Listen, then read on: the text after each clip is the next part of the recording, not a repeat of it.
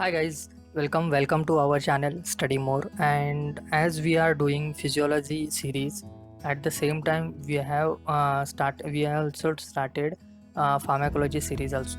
हम pharmacology section फिर से स्टार्ट कर रहे हैं. फार्माकोलॉजी सेक्शन में हमने पैसिव डिफ्यूजन किया था. पैसिव डिफ्यूजन में हमने कंप्लीट किया, फिर बाद में अच्छे से समझ लिया था. अगर कोई भी बंदा जो भी नए से जुड़ा है, जो भी स्टूडेंट नए से जुड़ा है, वो प्लीज़ ये सारे वीडियो पहले देख लीजिएगा. आपको आगे का फार्माकोलॉजी समझने में काफ़ी हेल्प होगी. उसके बाद हमने फ़िल्ट्रेशन किया था.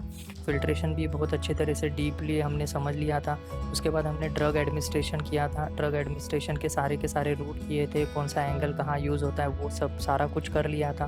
उसके बाद हमने आयनाइज ड्रग क्या होता है, अनआयनाइज ड्रग क्या होता है, एब्जॉर्प्शन के लिए कौन से अनआयनाइज और लिपिड सोल्यूबल जो ड्रग होगा वो ज़्यादातर एब्जॉर्प्शन अच्छा होगा उसका, और आयनाइज और सोल्यूबल इन वाटर रहेगा तो वो उसका बेटर एक्सक्रीशन होगा, etcetera. We have completed all this things.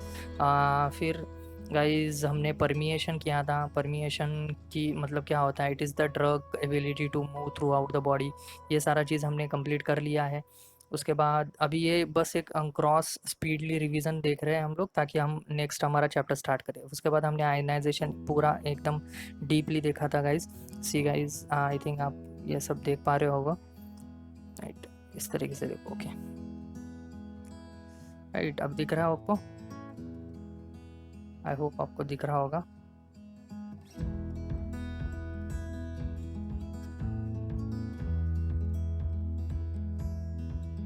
दिख रहा है? ओके. सो इस तरीके से हमने ये आयनाइजेशन भी कंप्लीट कर लिया था. आयनाइजेशन के बाद हमने देखा था वीक एसिड वीक बेस कौन से होते हैं और किस तरीके से उनका. उसके बाद हमने एक रूल देखा था कि like is unionise in like is unionise in like. Okay, इस तरीके से हमने एक रूल देखा था, और किस तरीके से डिसोसिएशन होता है, किस तरीके से आयनाइजेशन होता है, एक्सेट्रा. लाइक हमने एक रूल देखा था कि weak acid in acidic medium, like this is also acid, a weak acid in acidic medium will anionize. Okay, so that's why like is unionized in like. हमने एक rule किया था. so see, like is unionized in like. अगर किसी को हम लोग को अनआयनाइज करना है, अनआयनाइज फॉर्म में देखना है, तो वो क्या होगा, उसको अगर वीक एसिड है सो वो सेम मीडियम एसिड, तो एसिड मीडियम में ही डालो, वो अनआयनाइज फॉर्म में रहेगा. Okay guys, like wise same wise weak base अगर उसको बेसिक मीडियम में डालोगे तो वो भी अनआयनाइज फॉर्म में रहेगा, राइट. सो उसी तरीके से हमने ये सारा चीज़ देख लिया था और एक रूल बना लिया था, राइट. सो कौन सा एक्सक्रीट होता है, कौन सा अनआयनाइज फॉर्म होगा वो बेटर एब्जॉर्ब होगा, और आयनाइज फॉर्म होगा वो बेटर एक्सक्रीट होगा. ओके गाइस, सो ये हमने लिखा था. सो परफेक्टली अनआयनाइज 50% आयनाइज और 50% अनआयनाइज क्या होता है, कैसे डिसोसिएट होता है हेसेलबैक इक्वेशन की तरफ से, एक्सेट्रा. हमने ये सारा चीज़ देख लिया है. उसके बाद फ्री ड्रग क्या होता है, अनबाउंड ड्रग क्या होता है, कौन सा ड्रग एब्जॉर्ब होता है, कौन सा ड्रग नहीं होता है. उसके बाद हमने हेपेटिक एन्सेफेलोपैथी की ट्रीटमेंट देख ली थी. उसकी उसका अंडरलाइन बेसिक बेस क्या है उसके ट्रीटमेंट का, वो सारा देख लिया था. उसके बाद हमने acid drug overdose means aspirin overdose का ट्रीटमेंट क्या होता है, उसको किस तरीके से ट्रीटमेंट कर रहा है, किस तरीके से उसको बॉडी से निकाला जाएगा, ये सारा चीज़ हमने देख लिया था. उसके बाद हमने देखा था कि हेपेटिक से पहले देखा था. उसके बाद अनआयनाइज एसिड कैसे आयन ट्रैपिंग के बारे में देखा था, आयन ट्रैप्स कैसे किए कर देते हैं, ये सारा ये अच्छे तरीके से मल्टीपल टेक्स्ट बुक्स में एक्सप्लेन किया है गाइज. मैंने सारा कुछ एक जगह पे करके आपको इम्पोर्टेंट और मैं आपको श्योर करता हूँ कि आप एक बार ये सारे के सारे सीरीज़ देख लोगे तो आपको, मुझे नहीं लगता कि कोई किसी और चीज़ की ज़रूरत पड़ने वाली है, अनलेस एंड अनटिल आप पूरा एक हर एक लाइन या फिर हर एक चीज़ आपके दिमाग में नहीं बैठ जाए. हर एक कंसेप्ट हम यहाँ पर डिटेल में देखने वाले हैं, राइट. सो हर एक सब्जेक्ट का, ना बल्कि सिर्फ फार्माकोलॉजी का, each and every subject. Even I am thinking about to complete the Harrison also, but it will take some more time, right. To cope up with the Harrison you all have to go through all these subjects first, right. You should be thorough with all these subjects, then only we will touch Harrison. Okay guys, so let's go further. So हमने ये सारा कुछ देख लिया था. So अब आज हम लोग ने उसके बाद हमने ट्रांस मेम्ब्रेन प्रोटीन क्या होते हैं, ये सारा चीज़ देख लिया, राइट. कैरियर प्रोटीन्स एक्सेट्रा, ये सारा चीज़ देख लिया था. सो ओके गाइस, सो आज हम फिर से स्टार्ट करते हैं. So let's go. What is our topic today? Today's topic is, hi guys. So now we'll study about the pharmacokinetics. What is pharmacokinetics? Pharmacokinetics, and we all know that pharmacology has two main branches, right? Pharmacodynamic and pharmacokinetics, right? So out of that, pharmacokinetics, right? So pharmacokinetics is body will what body will do to the drug. Okay, so what body will do to the on the drug, so what effect of body will do, will see, we can see the defect. Okay, it is the effect of body on the drug, right? That is what the pharmacokinetic is. So what is that? Is the movement of drug in, through, and out of the body is called a pharmacokinetics. And pharmacokinetics is also, we also call it as a ADME study. As what, why ADME study? A is for absorption, D is for distribution, M is for metabolism, and E is for the excretion. So all these: absorption of drug, distribution of drug, metabolism of drug, and excretion of drug. Okay guys, so we'll see one more thing about the absorption. So in this, absorption is quite important. First point which is important is that absorption. Okay, so in absorption, what is important is the movement of drug. Okay, so movement of site of administration. Okay, from the site of administration to the circulation, it is what? Absorption. Okay, so just example, एक तुमने drug administer किया injectable form में, IM injection दिया, right? सो उसके बाद वो वहाँ से लेके ब्लड वेसल तक जब तक नहीं पहुँच जाता, मतलब ब्लड में जब तक नहीं पहुँच जाता, सो ये अपना है absorption, right? So this movement is called the movement from this, that is site to the circulation, is what? Absorption. Okay, so this absorption is not only depend on only the administrative dose, but also it depends on various factors, right?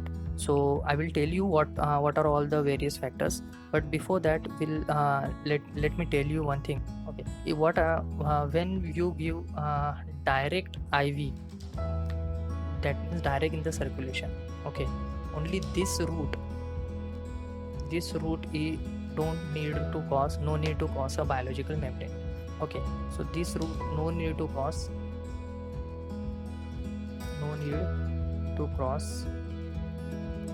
biological membrane. Okay, but all other routes like oral, IM, etc., every other route will need to cross an biological membrane to get absorbed. Okay, biomembrane to get absorbed. Okay guys, so this is what is I want to tell you. So let's going further. Okay, in this one more thing is important. Not only the absorption of a drug is important, but also the rate of absorption is also important. Okay guys, so what is the fastest rate? The fastest rate किसके अंदर होता है? So सबसे ज़्यादा fastest rate होता है inhalation में, right? So it get very easily absorbed into the very fastly get absorbed into the circulation compared to other drugs. But this IV is of course IV will directly go into the blood, but other routes compared to in other routes, that inhalation is the fastest route of administration drug. Okay, so aqueous solubility. So aqueous solubility is what when you give a drug in the solid form, so that drug has to or must dissolve in the aqueous biophase before they get absorbed. Okay guys, so why it is so? Because when we give drug, when जब हम drug को solid form में देते हैं और जब हम drug को वाटरी फॉर्म में देते हैं या फिर वाटरी सॉल्यूशन में डिज़ोल्व करके देते हैं, सो जो सॉल्यूशन वाटरी सॉल्यूशन में डिजोल्व किया है वो बहुत फास्टली एब्जॉर्ब होता है कंपेयर टू डायरेक्टली जो देते हैं सॉलिड फॉर्म में देते हैं या फिर ऑयली सॉल्यूशन के अंदर मिक्स करके देते हैं. तो concentration, next thing is concentration. What we have finished, we have just finished one factor which is called aqueous solution, right? Aqueous solution. So if the drug is more aqueous soluble, then absorption will be faster. Okay, absorption will be faster. If lower, then absorption will be slower. Okay guys, second is the concentration. Okay, so what concept, of course, when the drug is given in the higher concentration, right? So as you know that diffusion occurs in downhill, right, from higher concentration to lower concentration, right? So drug will go from this is what diffusion. So obviously, so the if you give a higher concentrated drug, so drug given in the higher concentrated form, so it will easily get absorbed. Okay, this is the very basic phenomena which we are studying. Now the area of absorbing surface. So how so of course larger the area, faster is the drug absorption. Okay guys, so area more absorption will be the faster. Okay, less area, slower will be the absorption. Now fourth is the vascularity of the absorbing surface. Vascularity of absorbing surface. Of course, more the vascular area, faster will be the absorption. Okay guys. Yes guys, so vascular vascular surface, more the vasculature of absorbing surface, the increase the absorption, means कैसे increase करेगा. So उसके लिए एक example देता हूँ. जैसे हमने ये देखा है, राइट, कौन सा कॉन्सेंट्रेशन का पार्ट आपको समझ में आया, राइट? सो कॉन्सेंट्रेशन के पार्ट में क्या होता है, कॉन्सेंट्रेशन ग्रेडियंट ज़्यादा है, राइट? एक साइड में समझ लो ये ए है, ए साइड में कॉन्सेंट्रेशन ज़्यादा है, बी साइड में कम है. अब समझ लो यहाँ पर यहाँ पर ये सारे ब्लड वेसल्स हैं, राइट? ये समझ लो यहाँ पर ये सारे ब्लड वेसल्स हैं. Okay, so these blood vessel what will do, अभी यहाँ पर एक ड्रग है, यहाँ पर ड्रग का कॉन्सेंट्रेशन है 20, समझ लो 20. सो ये यहाँ पर ड्रग का कॉन्सेंट्रेशन पहले कुछ भी नहीं है, सो स्टार्टिंग में. सो यहाँ का ड्रग सो ऑफकोर्स यहाँ पे कम है, यहाँ पे ज़्यादा है, सो डाउन हिल आएगा, right? So this from A to B drug will get absorb, right? Drug will get absorb means diffuse हो जाएगा यहाँ से यहाँ. सो लेकिन यहाँ पे जब सारा का सारा 20 आएगा, फिर से यहाँ पर अभी 20 आ रहा है, राइट? नेक्स्ट टाइम पे वापस 20 आया और यहाँ पर भी 20 है और यहाँ पर ब्लड वेसल कम है, सो ये बहुत ईजीली कम जा रहा है, राइट? सो ज़्यादा कॉन्सेंट्रेशन ग्रेडियंट, जितना ज़्यादा डिफरेंस होगा दोनों में, उतना फास्ट एब्जॉर्प्शन होगा, राइट? सो ये ब्लड वेसल्स क्या करेंगे, ये वैस्कुलेचर क्या क्या ईजिली इसको ड्रेन आउट कर देंगे यहाँ से.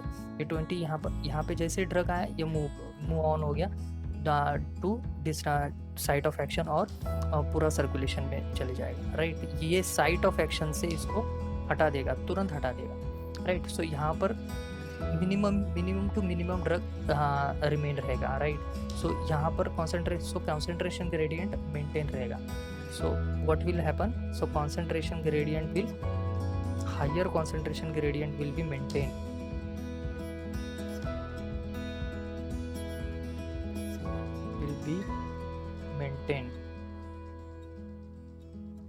because of this.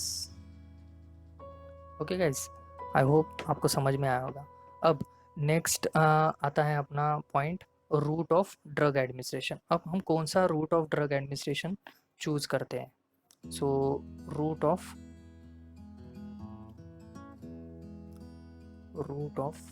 Drug administration.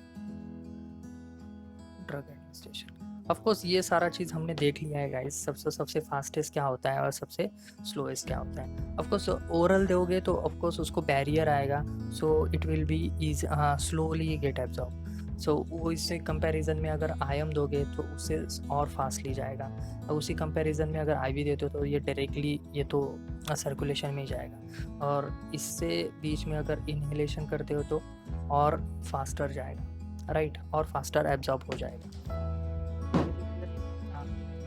Okay, so orally in oral route में क्या होता है गाइज, ओरल रूट में सबसे पहले तो बैरियर जो आता है वो सबसे पहले आता है एपिथेलियल लाइनिंग का। सो एपिथेलियल लाइनिंग जो होती है हमारी गैस्ट्रोइंटेस्टाइनल ट्रैक में, वो लिपिड सोल्यूबल जो ड्रग होते हैं उनको ईजिली पास आउट करती है, राइट। सो अगर ड्रग हमारा लिपिड सोल्यूबल है, राइट, लिपिड सोल्यूबल है, तो फिर वो ईजिली मेम्ब्रेन को क्रॉस कर लेगा। लेकिन अगर हमारा ड्रग वाटर सोल्यूबल है, सो वो इजीली मेम्ब्रेन को क्रॉस नहीं कर पाएगा। सो जैसे मैंने बोला था कि सेम मीडियम रहेगा तो ड्रग इजीली मेम्ब्रेन को क्रॉस कर लेगा, right. Same medium means what, if the drug is acidic in nature और वो एसिड मीडियम में ही गया है, लाइक जैसे कि स्टमक है, राइट। सो स्टमक के अंदर जो मीडियम होगा वो होगा acidic medium, right? So in acidic medium, so acid like aspirin is also acidic, right? So weak acid, so this is also get easily absorbed in a stomach, right? Because this is acid, this is also acidic, right? So that's why same medium. This is also true for the alkaline. So if the medium is alkaline and the drug is also alkaline, like morphine, right? So and then in intestine with medium is alkaline, right? So morphine will get easily absorbed at intestine, understood, small intestine. So this is the way if you want to absorb, means अगर आपको drug को easily absorb करवाना है तो आपको उसको same medium में डालना पड़ेगा, सो वो easily absorb हो जाएगा गाइस। ओके, सो इसी तरीके से अभी हमको क्या देखना है कि कौन से ड्रग वीक एसिड है, कौन से ड्रग वीक बेस है। उस तरीके का मैं थोड़ा सा 4-5 ड्रग के नाम देता हूँ आपको, सो आप उसको मेमोराइज कर लेना। See guys, so weak acid, these are weak acid and weak base. This is weak acid, this is weak base. In weak acid we have barbiturates, in that we have phenobarbital. Okay, so we have NSAIDs, for example aspirins and diclofenac sodium. Okay, diclofenac sodium. And third one we have penicillin. Okay, and in weak base we have morphine. Only some example, okay guys, like atropine is also basic in nature. Quinine drug, okay, this is also basic in nature. Hyoscine is also basic in nature. And amphetamines,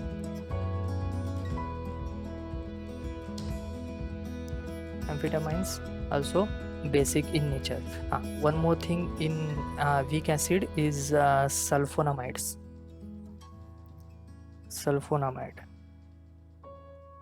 So right, amide. So these are weak acids and weak base. This is chart, you can memorize it. So these are frequently using drug, हम इसको बहुत frequently use करते हैं, तो आप इसको memorize कर सकते हो। ओके गाइज, सो मैंने एक रूल क्या बताया था, अगर हम सेम मीडियम में अगर ड्रग को medium is same,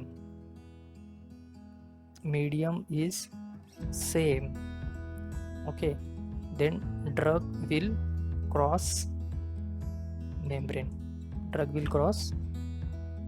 membrane. Okay, understood. The same thing, वही मैंने जो बताया था, like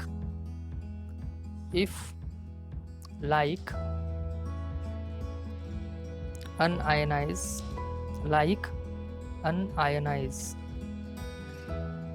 in like, which means जैसे कि मैंने बताया था आपको, आयनाइज फॉर्म क्या होता है guys, ionise form is water soluble, water soluble. अगर ड्रग आयनाइज फॉर्म में है सो वो वाटर सोल्यूबल है, तो वो water ionise form. Okay, so it will be in the water soluble. Union lipid soluble कौन सा होगा? Lipid soluble, then it is unionise. So हमको क्या चाहिए? ड्रग को मेम्ब्रेन क्रॉस करने के लिए अनआयनाइज फॉर्म चाहिए, राइट, और लिपिड सोल्यूबल चाहिए। सो अनआयनाइज और लिपिड सोल्यूबल होगा इसका। Okay guys, so to get absorb or cross the membrane, the drug has to be unionized lipid soluble form. Okay, so एक मैं आपको एक बताता हूँ रूल। कुछ रूल आपको ध्यान में रखने ज़रूरी है कि कौन सा भी ड्रग 100% लिपिड सोल्यूबल नहीं रहता है और कौन सा भी ड्रग 100% वाटर सोल्यूबल नहीं रहेगा, right? Because the ionization of a drug is never 100% or 0%. Understood? क्यों never 100%, never 100% so water soluble है, never 100% lipid soluble है? Because कि ionization जो होता है अब ड्रग का वो कभी भी 100% नहीं होता या फिर कभी 0% नहीं होता। Okay, that's why. सो उसी तरीके से अगर हम एक जैसे मैंने बताया था सेम मीडियम या फिर like is unionized in like, right? Same अगर हम एक एग्जांपल लेते हैं एसिडिक का, अबाउट एसिडिक ड्रग का, अगर उसका pKa 5 है, ओके, विच मीन्स और that is pH is what 5, सो वो 50 वो ड्रग क्या होगा? 50% आयनाइज होगा और 50% अनआयनाइज होगा। 50% आयनाइज और 50% अनआयनाइज। अंडरस्टूड? अगर हम वो drug if the present in the medium with 4 pH 4, अगर हम मीडियम उसको 4 कर देते हैं, pH उसका 4 कर देंगे, ओके, अगर हम उसका pH 4 कर देते हैं, मीडियम का pH 4 कर देते, मतलब क्या कर रहे हैं हम लोग? उसको एसिडिक कर रहे हैं, राइट? सो वो मोर लिपिड सोल्यूबल, तो drug will be more lipid soluble, right? अगर हम उसका pH 3 कर देते सो वो एसिड मीडियम उसका एसिडिक और ज़्यादा एसिडिक हो गया, सो वो और ज़्यादा लिपिड सोल्यूबल हो जाएगा, right? So acid in acid. Understood? अगर हम उस ये सेम ट्रू होगा इसके लिए भी, राइट? किसके लिए? अगर हम अल्कलाइन यूज़ करते हैं, अल्कलाइन मीडियम, लाइक अगर एट्रोपिन है और हम लोग pH इंक्रीज़ करते हैं, राइट? यहाँ पर हम डिक्रीज़ कर रहे हैं, राइट? pH यहाँ पर हम डिक्रीज़ कर रहे हैं और यहाँ पर हम अगर pH इंक्रीज़ करते हैं, सो अल्कलाइनिटी मतलब उसकी अनआयनाइज होने की पावर हम बढ़ा रहे हैं। सो ड्रग को और मोर अनआयनाइज कर रहे हैं, राइट? सो ये कुछ कंसेप्ट है जो हमें याद रखना बहुत ज़रूरी है। If the pH of medium is equal to pKa, right? ये याद रखने का, जैसे मैंने यहाँ पर बोला है, राइट? इससे हमको एक क्या पता चलता है? If the pH of medium is equal to pKa, then drug is 50% ionise and 50% unionized. If the pH of medium is more than pKa, then medium becomes alkaline. Of course, then medium will become alkaline. So for acidic drug, ionized form increases. You are getting? अगर हम pH के अंदर अगर pH of drug is more, pH of medium is more than pKa. pKa is for drug, okay, and pH of medium अगर और acidic है drug अगर acidic है और ड्रग अगर अल्कलाइन है तो क्या होगा उसके ऊपर इफेक्ट? ये रूल देखे थे, राइट? अगर pH of medium is more than, if it is more than pKa, right, तो फिर एसिडिक इसके ऊपर क्या होगा, तो drug will gate, so acidic drug will get ionized, acidic drug will get ionized, and unionized fraction is also 50%. Understood? Sorry, unionized fraction will get decrease, unionized fraction क्या होगा उसका, डिक्रीज हो जाएगा। अंडरस्टूड? द सेम थिंग अगर वो alkaline drug है, अगर alkaline drug है, सो अनआयनाइज उसका फ्रैक्शन इंक्रीज हो जाएगा और आयनाइज फ्रैक्शन उसका डिक्रीज हो जाएगा। समझ रहे हो?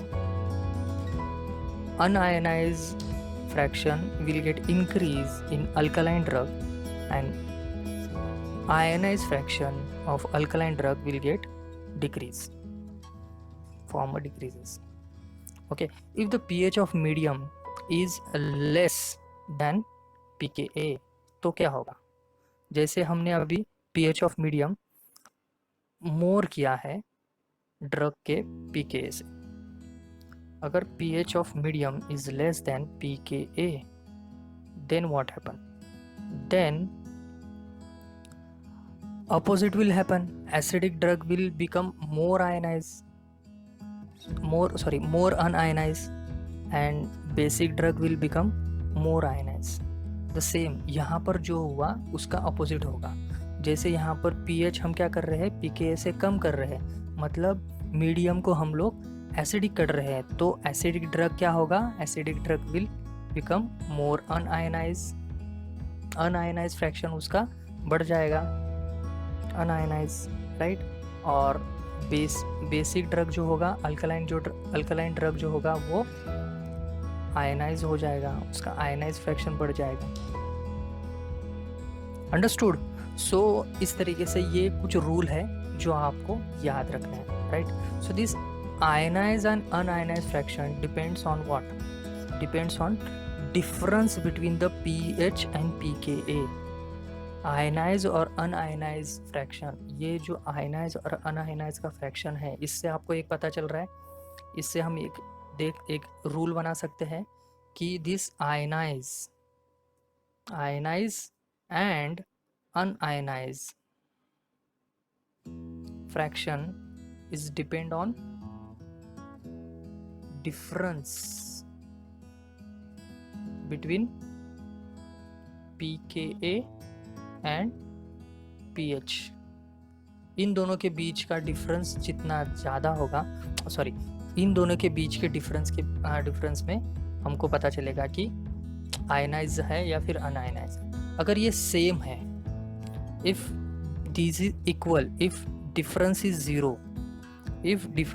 Zero, then 50% drug is ionized and 50% drug is unionized. Understood? If the difference between pH and pKa is 1, okay, then one form is 90% and other form is 10%. Understood? If the difference is 2, see guys, remember, ध्यान देना, अगर difference 2 है, अगर इन दोनों का difference 2 है, then one form is 99% and second form is 1%. If the difference is 3, then one form is 99.9% and the other is 0.1%. समझ में आ रहा है आपको क्या हो रहा है यहाँ पर? अब हम देखते हैं इसको कुछ अलग तरीके से। ये याद रखना, ये एक हमने टेबल के फॉर्म में हम लोग अभी इसको समझते हैं, राइट। क्या हो रहा है यहाँ पर, एक अगर आप रूल निकाला जाओ तो अगर वन डिफरेंस है तो 90% होगा और ये 10% होगा। ओके, सो यहाँ पर 2 डिफरेंस हो गया, सो 99% एक फॉर्म होगा और 1% एक फॉर्म होगा। और 3 डिफरेंस है pH और pKa में, तो 99.9% होगा और यहाँ पर 0.1% होगा। अब ये देखते हैं कैसे। सो गाइज ये हमको ये जो वैल्यूज़ मिली है, ये इसका वैल्यूज़ हमको, हाय गाइज, ठीक है, चलो गाइज, ये जो हमको फॉर्म मिला है, ये यूजुअली हमें एक, जो आप लोगों ने हेंडरसन हैसलबैक इक्वेशन सुना होगा, ओके, हेंडरसन हैसलबैक इक्वेशन, राइट। ये वैल्यूज़ हमको हेंडरसन हैसलबैक इक्वेशन से आए हैं। सो हेंडरसन हैसलबैक इक्वेशन क्या बोलता है, P H is equal to P K A plus logarithm of protonated protonated form of drug, okay, divided bye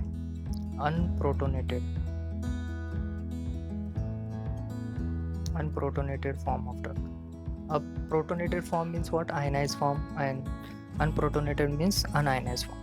okay, so like इस तरीके से हमको ये फॉर्म मिला है। सो यहाँ अगर हम उसको ऐसे लिख सकते हैं, minus P K A is equal to logarithm of protonated form and unprotonated form, right. इस तरीके से हम लोग लिख सकते हैं। सो इस तरीके से हमको है। सो अब मैं तुमको डायरेक्टली वैल्यूज़ बताता हूँ, राइट, डायरेक्टली वैल्यूज़ बताता हूँ, सो दैट आप उसको मेमोराइज कर लेना गाइस। मेमोराइज कर लेना इन द सेंस एक जस्ट याद रख लेना कि कैसे है, राइट, किस तरीके से आ रहा है, किस तरीके से चेंज हो रहा है। अब हम समझ लो यहाँ पर pH of medium, pH of medium लिख रहा हूँ मैं, right, medium, pH of medium. यहाँ पर मैं लिख रहा हूँ नेचर ऑफ ड्रग, ड्रग का नेचर क्या है। और यहाँ पर लिख रहा हूँ मैं पी एच माइनस पी के, मतलब क्या लिख रहा हूँ, डिफरेंस लिख रहा हूँ, ओके। अब यहाँ पर मैं लिख रहा हूँ आयनाइज फॉर्म कितना होगा और अनआयनाइज फॉर्म कितना होगा, अनआयनाइज फॉर्म क्या होगा, ओके। सो यहाँ पर हम लोग ने बेस लाइन लिया है, पी के कितना लिया है ड्रग का, लिया है 5, ओके। सो 5 है। अगर हम pH उसका 3 करते हैं, मीडियम का pH 3 रखते हैं, राइट, मीडियम का pH अगर हम लोग 3 रखते हैं तो डिफरेंस कितना हुआ गाइस, 2 हुआ, अंडरस्टूड। नेचर ऑफ ड्रग क्या है, 5 ना, सो मतलब क्या है, एसिडिक। अगर एसिडिक ड्रग है, ड्रग हमारा एसिडिक है, सो 3 रखा है, एसिडिक ड्रग है, pK इतना है, so pH minus pK is what, 2। So unionise form कितना होगा, मैंने ऊपर बताया था आपको। So 1% will be ionise form और 99% will be non ionise, right, unionise form, 99% will be unionise form. तो लाइकवाइज अगर हम pH मीडियम 4 करते हैं और हमको हमारा ये कितना है, 5 है, तो डिफरेंस कितना आया गाइस, 1, और ड्रग हमारा एसिडिक ही है। सो फिर क्या होगा, सो इसमें क्या होगा, 10% will be the ionise form, right, और 90% will be the unionise form, okay. अगर हम pH मीडियम का 5 करते हैं और pK अपना कितना है, 5 है, इसका मतलब डिफरेंस कितना होगा, 0, drug still is acidic, okay. So यहाँ पर कितना होगा, 50% ionise, 50% unionise, okay guys, you are getting my point. अगर हम pH को 6 करते हैं, pH को 6 करते हैं, ड्रग फिर भी एसिडिक रखते हैं, सो डिफरेंस कितना हुआ, 1, difference will B 1। So now at this point if the pH is more than pKa 1 but the difference is 1, then what will happen, see, 90% will be their unionized form, sorry, 90% will be ionized form and 10% will be unionized form, okay। if इसको हम 7 करते हैं, so same इसको रखते हैं acidic, okay, और difference कितना हुआ guys, difference will be 2, right. इधर क्या था, इधर कम हुआ था, pH pK से कम हो रहा था, यहाँ पर ज़्यादा हो रहा है, तो सेम यहाँ भी आएगा, ये 99% हो जाएगा यहाँ पर इस बाजू, और 1% विल बी योर अनआयनाइज, समझ रहे हो, 1% विल बी अनआयनाइज और आयनाइज फॉर्म विल बी 99। अगर हम इसको 8 करते हैं pH को, सो सेम ड्रग है अपना, एसिडिक है, मतलब मोर है, pH is more than pK, right, difference will B 3, understood, difference 3 आया, सो यहाँ पर क्या होगा, 99.9% अपना आयनाइज फॉर्म होगा और 0.1% आपका अनआयनाइज फॉर्म होगा। ये तो हो गया हमारा एसिडिक फॉर्म के लिए, राइट। अब हम देखते हैं बेसिक ड्रग अगर हम होगा तो बेसिक ड्रग से क्या होगा, सेम थिंग, ड्रग हमारा बेसिक है, ओके। अभी फर्स्ट हमारा pH कितना है, 3 है, pK सेम है, राइट। अगर ड्रग हमारा बेसिक है, the drug is basic, then difference will be how much, difference will be 2, 5 है ना, so difference will be 2. So if the drug is basic, right, if the drug is basic, which means it will be 99% ionized and 1% will be unionized, okay. If we increase it, same thing, basic 1%, 90% will be ionized and 10% will be unionized. If we increase it here, then same basic, then difference is 0, 50% ionized and 50% unionized. अगर हम इसको बढ़ा देते हैं, if the pH is more than pKa, और basic drug है हमारा, so same basic drug है, एक डिफरेंस है, so at this point 10% will be your ionise form and 90% will be your unionise form. अगर हम इसको 7 करते हैं, बेसिक ही रखते हैं और 2 का डिफरेंस है, so what you will get, 1% will be your ionise form and 99% will be your non ionize form, okay. थोड़ा इसको नीचे ले लेते हैं,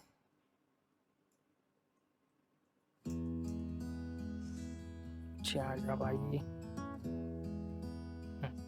अगर इसको 8 लिखते हैं, ये बेसिक ही है और ये 3 हो गया, तो फिर यहाँ पर हम क्या लिखेंगे, 0.1% will be your ionize, okay, और unionize will be 99.9%, okay, understood. So यहाँ से अपने को एक पता चलता है कि कौन सा भी ड्रग 100% आयनाइज नहीं होता, 100% नॉन आयनाइज नहीं होता, ओके गाइज। और ये ये हमको इस फॉर्मूला से मिलेगा, हेसेलबैक एंडरसन इक्वेशन से हमको ये पता चलेगा, ओके गाइज।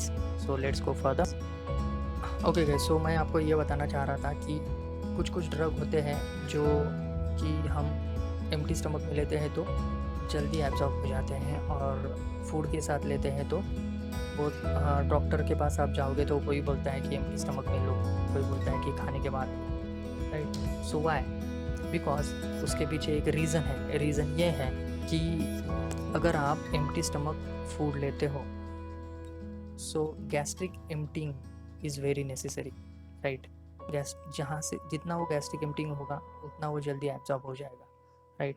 अगर हम जो हमने ये सब देख लिया, acidic medium etcetera etcetera, still कुछ ड्रग्स ऐसे, कुछ एसिडिक ड्रग्स ही है जिसका एब्जॉर्प्शन स्टमक से स्लोअर होता है, बिकॉज म्यूकोसा, जो स्टमक का म्यूकोसा है, स्टमक का म्यूकोसा जो है वो थिक है, ओके, थिक है, और वो कवर्ड होता है म्यूकस से, और वो कवर्ड होता है म्यूकस से, right. So it is thick, it is covered with mucus, और सरफेस एरिया उसका स्मॉल है। सो दीज 3 फैक्टर्स अगर ये 3 फैक्टर बहुत इंपॉर्टेंट है, राइट। इसलिए एसिड भी ड्रग होगा, ड्रग अगर एसिडिक नेचर में भी है फिर भी वो स्लोली एब्जॉर्ब होगा स्टमक से, राइट। वेयर एज अगर कंपेयर करेंगे हम उसको स्मॉल इंटेस्टाइन से, स्मॉल इंटेस्टाइन में क्या होगा, स्मॉल इंटेस्टाइन में surface area more, surface area is more, right.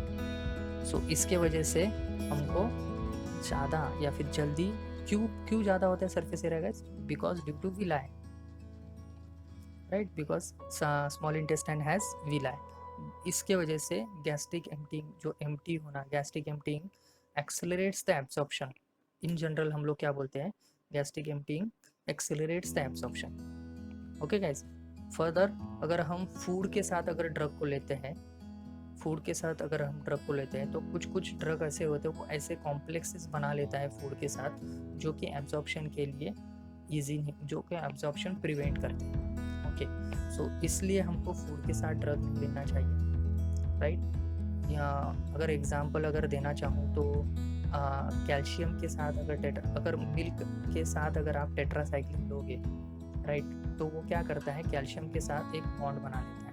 Calcium के साथ बॉन्ड बना लिया तो वो पुअरली एब्जॉर्ब हो जाता है, right. So it will delay the gastric emptying. Okay, so that's why हमको फूड के साथ ड्रग नहीं लेना चाहिए, कुछ ड्रग। और लेकिन कुछ ड्रग ऐसे होते हैं जो हम फूड के साथ, लाइक अगर हम लिपिड डाइट लेते हैं, राइट, अगर हम हाईली लिपिड डाइट लेते हैं, सो वो लुमेफेंटिन ड्रग जो है, लुमेफेंटिन ड्रग का इजीली एब्जॉर्प्शन उससे हो जाएगा, बिकॉज लिपिड सोल्यूबल है, लिपिड सोल्यूबल हाईली लिपिड है और हाईली लिपिड सोल्यूबल ड्रग भी है, सो वो जल्द से जल्द एब्जॉर्ब हो जाएगा। So different drug, different routes of admission, different time. Okay, so ये एक बात मैं बताना चाहता था आपको। सो इसी के वजह से हम लोग उसको कोटिंग करते हैं गाइस, राइट। कुछ ड्रग आते हैं वो गैस्ट्रोइंटेस्टाइनल कोटिंग आती है, उसके अंदर कोटिंग आती है, राइट। So understood. सो वो कोटेड टैबलेट्स होते हैं, राइट, जो एंट्रिक कोटेड टैबलेट्स रहते हैं। सो ये सारा रीज़न है। सो हम वो सब आगे चल के और देखने वाले हैं। सो अब फ़िलहाल के लिए आप इतना ही देखते हैं आज।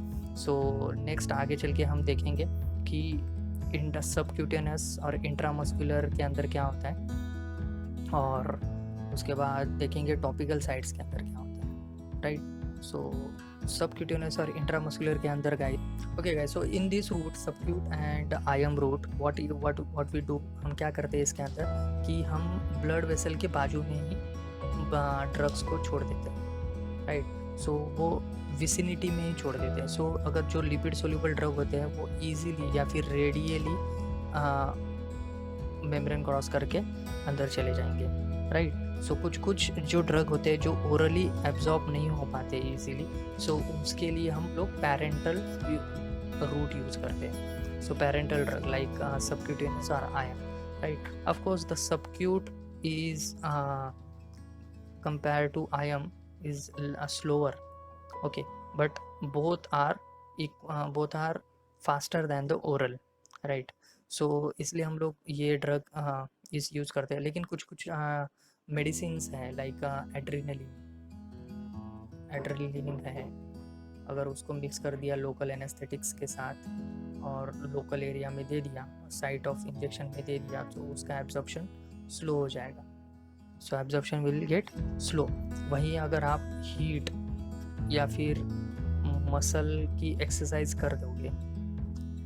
करोगे, so the absorption will get increase और faster, understood.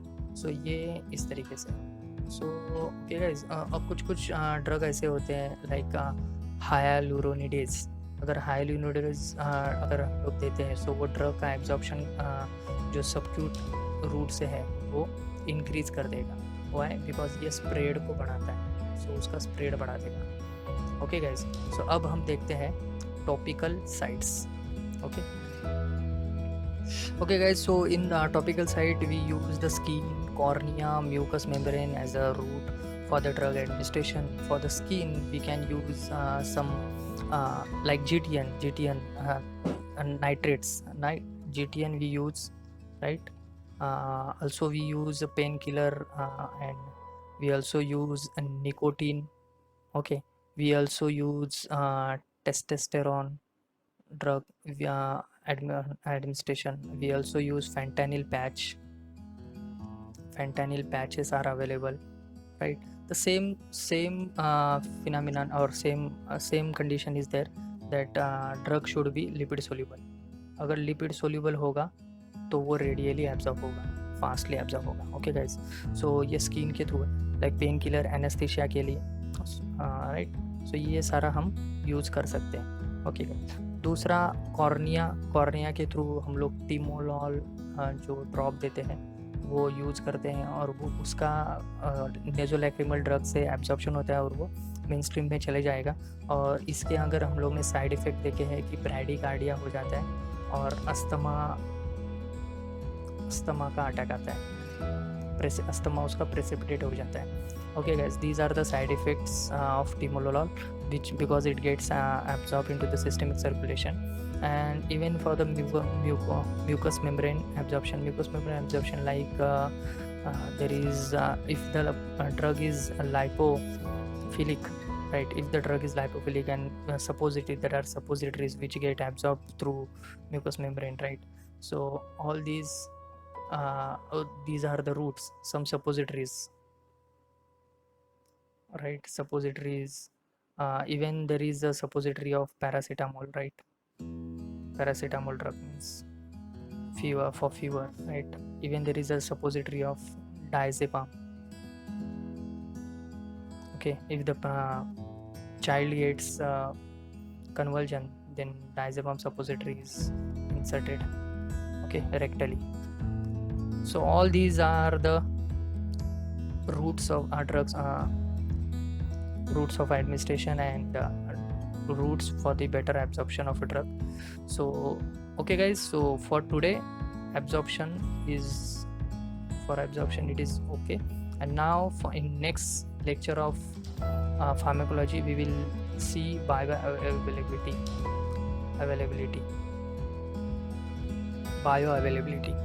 Okay guys, I hope आपको ये समझ में आया होगा. अगर आपको फिर भी नहीं समझ में आया होगा, कुछ भी पार्ट इसमें का नहीं समझा है, तो आप मुझको कमेंट सेक्शन में बता दीजिएगा. मैं इसको अच्छे से नेक्स्ट टाइम एक्सप्लेन कर दूंगा और अच्छे से. अगर आपको समझ में नहीं आया, पर्टिकुलरली कौन सा पार्ट नहीं समझा, सो उसके लिए मैं आपके लिए ज़रूर समझाऊँगा. लेकिन मैं मेरी तरफ से पूरी कोशिश कर रहा हूँ कि आपको ये समझ में आए. अगर आप इसको 2 बार 3 बार भी देखो, अगर कोई समझ में नहीं आता तो वो भी समझ में आएगा. अगर आपको ये ज़्यादा फास्ट लग रहा है तो आप इसके सेटिंग में जाके, वीडियो के सेटिंग में जाके, प्लेबैक में जाकर उसको फास्टर भी कर सकते हो, स्लोअर भी कर सकते हो. Okay guys, so thank you, good day, take care, do like, share, subscribe, do share with your friends also. Thank you guys.